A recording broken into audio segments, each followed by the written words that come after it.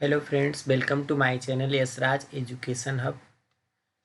जैसा कि मैंने 4 चैप्टर का हिंदी सब्जेक्ट क्लास 10 का मैंने वीडियो अपलोड कर दिया है, उसे पहले देख ले। उसके बाद मैं आप लोग को आज पढ़ाने जा रहा हूँ नागरी लिपि। इसका ऑब्जेक्टिव वीवीआई जो एग्ज़ाम के दृष्टिकोण से बनाया गया है, इसे आप ज़रूर एक बार पढ़ें। पहला क्वेश्चन देखते हैं। नागरी लिपि के आरंभिक लेख हमें कहाँ से मिलते हैं? तो नागरी लिपि के आरंभिक लेख हमें दक्षिणी भारत से मिलते हैं। नेक्स्ट क्वेश्चन, बेतमा दान पत्र किस समय का है? तो बेतमा दान पत्र 1020 ईस्वी समय का है ना, उस समय का बेतमा दान पत्र है। नेक्स्ट क्वेश्चन, उत्तर भारत से नागरी लिपि के लेख कब से मिलने लगते हैं? तो 8वीं सदी से मिलने लगते हैं। उत्तर भारत के नागरी लिपि के लेख 8वीं सदी से मिलने लगते हैं। ऑप्शन नंबर हमारा ए सही है। नेक्स्ट क्वेश्चंस देखते हैं। गुणाकर मूले ने मिडिल स्तर की पढ़ाई किस भाषा में की? तो मराठी भाषा में की थी। गुणाकर मूले जो थे वो अपनी पढ़ाई मिडिल स्तर से मराठी भाषा में की। ऑप्शन नंबर हमारा ए सही है। नेक्स्ट क्वेश्चन, मूले ने अंग्रेजी व हिंदी की पढ़ाई कहाँ पर की? तो मूले ने अंग्रेजी व हिंदी की पढ़ाई वर्धा में की। ऑप्शन नंबर हमारा सी सही है। नेक्स्ट क्वेश्चन, नेपाली भाषा किस लिपि में लिखी जाती है? तो नेपाली भाषा देवनागरी लिपि में लिखी जाती है। ऑप्शन नंबर हमारा डी सही है। नेक्स्ट क्वेश्चन, गुणाकर मूले का जन्म कब हुआ था? तो गुणाकर मूले का जन्म 1935 ईस्वी में हुआ था। ऑप्शन नंबर हमारा ए सही है। नेक्स्ट क्वेश्चन, गुणाकर मूले का जन्म कहाँ हुआ था? तो गुणाकर मूले का जन्म महाराष्ट्र में हुआ था। ऑप्शन नंबर हमारा सी सही है। नेक्स्ट क्वेश्चन, इन्होंने किस पुस्तक में पुरानी लिपियों की विस्तृत जानकारी दी है? तो अक्षर कथा में पुरानी लिपियों का विस्तृत जानकारी दी है। ऑप्शन नंबर बी हमारा सही है। नेक्स्ट क्वेश्चन, गुप्तों की राजधानी को क्या कहा जाता होगा? तो गुप्तों की राजधानी को देवनगर कहा जाता होगा। ऑप्शन नंबर हमारा डी सही है। नेक्स्ट क्वेश्चन,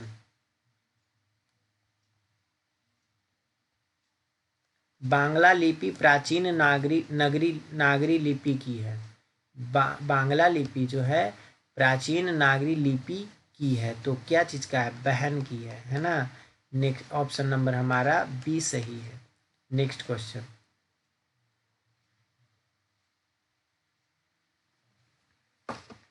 केरल के शासकों के द्वारा सिक्कों पर वीर केलस्य शब्द किस लिपि में लिखी गई? यानी केरल के जो शासक थे उनके द्वारा सिक्कों पर वीर केलस्य शब्द किस लिपि में लिखी गई है? तो नागरी लिपि में लिखी गई है। ऑप्शन नंबर हमारा ए सही है। नेक्स्ट क्वेश्चन, पहले पहल किन राजाओं के लेखों के लिपि को ही नंदी नागरी लिपि का नाम दिया गया था? तो किने की? विजयनगर के राजाओं को, है ना। ऑप्शन नंबर बी हमारा सही है। नेक्स्ट क्वेश्चन, उत्तर भारत की विशेष स्थापत्य शैली को क्या कहते हैं? नागर शैली कहते हैं। यानी उत्तर भारत के लोग के विशेष स्थापत्य शैली को हम नागर शैली कहते हैं। ऑप्शन नंबर डी हमारा सही है। नेक्स्ट क्वेश्चन, देवनागरी लिपि को मुद्रण के टाइप कब बने? देवनागरी लिपि जो है मुद्रण के टाइप कब बने? तो 2 सदी पहले, है ना। ऑप्शन नंबर ए हमारा सही है। नेक्स्ट क्वेश्चन, नागरी लिपि कब एक सार्वदेशिक लिपि थी? तो कब थी? 8वीं से 11वीं सदी में नागरी लिपि क्या थी? सार्वदेशिक लिपि थी। ऑप्शन नंबर हमारा सी सही है। नेक्स्ट क्वेश्चन, पहले दक्षिण भारत की नागरी लिपि क्या कहलाती थी? तो पहले दक्षिण भारत की नागरी लिपि सिद्धम कहलाती थी, सिद्धम। ऑप्शन नंबर हमारा डी सही है। नेक्स्ट क्वेश्चन, गुणाकर मूले ने विभिन्न विषयों पर कितने निबंध लिखे? तो 2500 से अधिक निबंध लिखे हैं। ऑप्शन नंबर हमारा बी सही है। नेक्स्ट क्वेश्चन, भारतीय लिपियों भारतीय लिपियों की कहानी किनकी प्रसिद्ध रचना है? तो किनकी है? तो गुणाकर मूले की है। ऑप्शन नंबर हमारा ए सही है। नेक्स्ट क्वेश्चन, इस्लामी शासक का आरंभ काल है, इस्लामी शासक का आरंभ काल कब से है? तो 12वीं सदी से। ऑप्शन नंबर हमारा ए सही है। नेक्स्ट क्वेश्चन, गुणाकर मूले की मृत्यु कब हुई? तो गुणाकर मूले की मृत्यु 2009 में हुई थी, है ना। गुणाकर मूले की मृत्यु। ऑप्शन नंबर हमारा डी सही है। नेक्स्ट क्वेश्चन, किस शासक ने अपने सिक्कों पर राम सीता की आकृति और नागरी लिपि में राम सिया शब्द अंकित करवाए थे? तो अकबर ने ये काम करवाए थे, है ना। ऑप्शन नंबर हमारा सी सही है। नेक्स्ट क्वेश्चन, नागरी लिपि शीर्षक निबंध के निबंधकार कौन है? तो गुणाकर मूले नागरी लिपि के निबंधकार। ऑप्शन नंबर हमारा ए सही है। नेक्स्ट क्वेश्चन, नागरी लिपि शीर्षक पाठ किस पुस्तक से लिया गया है? तो भारतीय लिपियों की कहानी से लिया गया है ना। नागरी लिपि शीर्षक पाठ के भारतीय लिपि कहानी से लिया गया। ऑप्शन नंबर हमारा बी सही है। नेक्स्ट क्वेश्चन,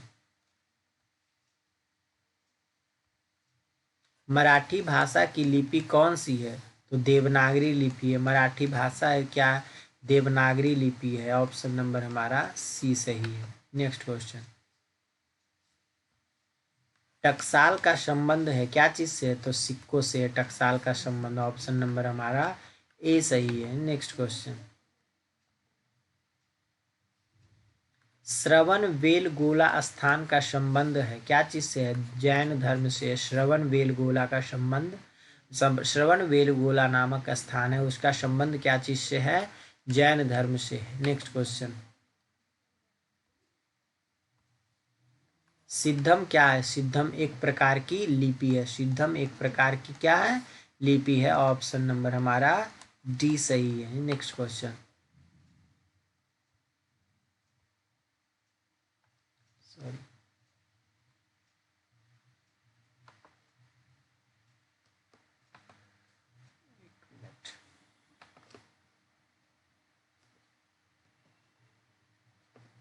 29 नंबर क्वेश्चन नहीं हुआ था।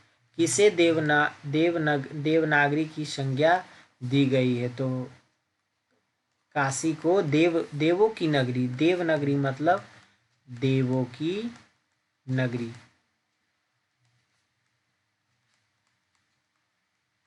देवों की नगरी की संज्ञा मतलब उपाधि। संज्ञा मतलब क्या होती है? उपाधि। ये किसे दी गई है? तो किसे दी गई है? तो काशी को दी गई है। काशी को दी गई है देवों की नगरी, यानी देवों की नगरी देवनगरी की उपाधि दी गई है। Next question,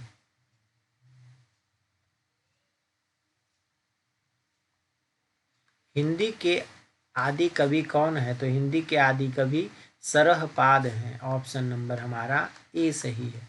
next question,